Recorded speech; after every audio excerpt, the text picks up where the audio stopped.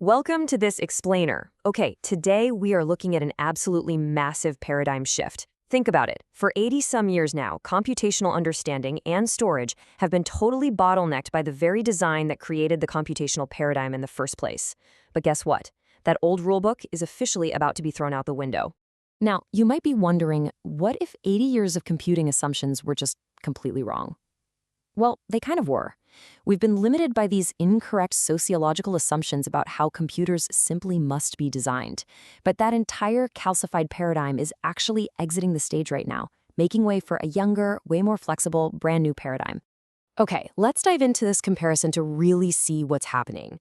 In the old world, we have the 80-year von Neumann bottleneck. Storage and execution are separated, like picture them as distant islands. Information is slowly dragged into a processor, calculated, and then painstakingly pushed back, which creates immense processing delays. But the new reality? That's the consensus hypervisor. It introduces a compute-in-transit architecture and forensic invisibility, all operating at native speed. It's a real game changer. And listen, this isn't just a theory on a whiteboard somewhere. The architect behind this revolution is Nick Baumgartner, the lead developer for Consensus and Emergence OS over emerging.systems. What we're actually looking at is his V1 Phoenix release. This is hardened C++ source code that proves impossible computational limits can in fact be broken. So here's our roadmap for today. We're going to navigate 4 incredibly dense concepts.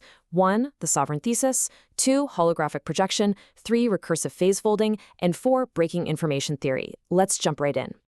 Section 1, the sovereign thesis, a foundational break. The bedrock of all this work is something called the sovereign thesis. To get this, we literally have to stop thinking of the physical computer as a giant calculator. Instead, we need to treat it as a topological lens. Just imagine a prism bending light. The data isn't just sitting in a bucket waiting to be processed, it's dynamically traversed as it moves through the system. As the foundational text puts it, and I'm reading this exactly because it's absolutely crucial, by mathematically unifying the storage layer and the execution engine, Consensus achieves 2 previously impossible goals: forensic invisibility and sub-Shannon storage efficiency. Unifying storage and execution is basically the holy grail of computer science. It completely bypasses the oldest bottleneck in computing and fundamentally changes what your hardware can actually do.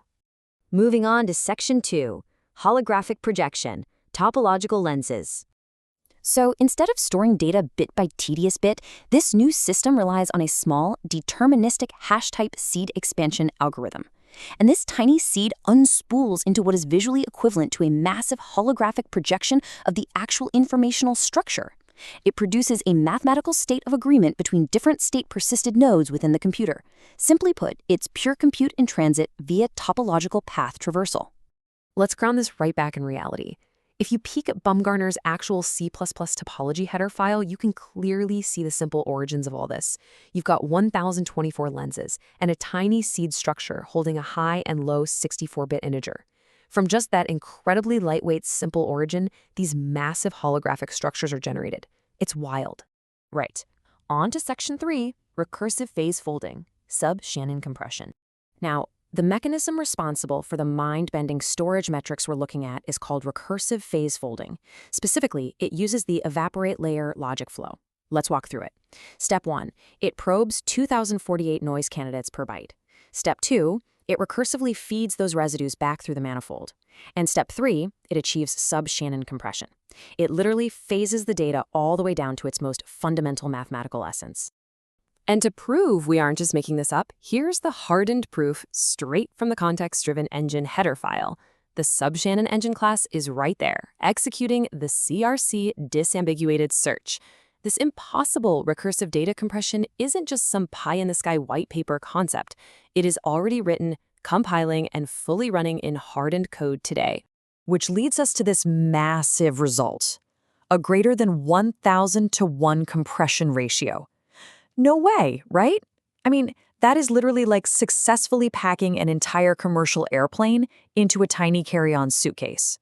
It breaks not one, but a few limits of computational information theory that we were all taught were mathematically impossible. To put that into perspective so you can really grasp the scale practically, you could take a massive 10 terabyte operating system volume, run it through this recursive phase folding, and shrink it down to a physical residue journal of just about 3 gigabytes. 10 terabytes down to 3 gigabytes. It mathematically breaks the Shannon entropy limit wide open. Let's wrap it up with Section 4, Information Theory Break, Neumann Bypass Speed. To really understand how this whole thing resolves at such blinding speeds, we have to look at the Neumann bypass. It's part of the hologram performance architecture, which, fun fact, is spelt creatively with ones and zeros in the source code. It resolves logic entirely at memory bus speed using path memorization or divergence caching. It simply skips the traditional processing choke points entirely. So the crucial point is this. Under traditional hops, your computer is kind of like a car stopping at every single toll booth on a highway, calculating every logic gate step by step. It's slow. But with compute in transit, it uses divergence caching to remember the route.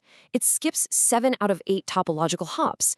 It operates incredibly faster just by recalling the routes instead of stubbornly recalculating them from scratch.